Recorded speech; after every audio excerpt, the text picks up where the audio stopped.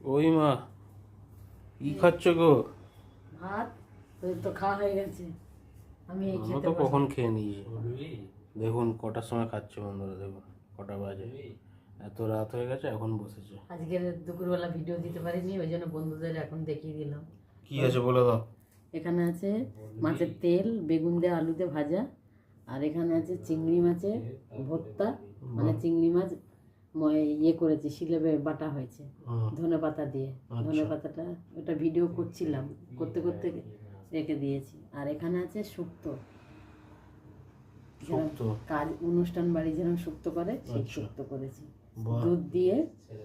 এখানে আছে সজনা ডাঁটা, পেঁপে, কাঁচকলা, উচ্ছে, তারপরে তোমার বটবটি, তারপর গাজর আছে, বেগুন, অনেক কিছু সবজি আছে, তারপরে বড়ি আর দুধ দিয়ে।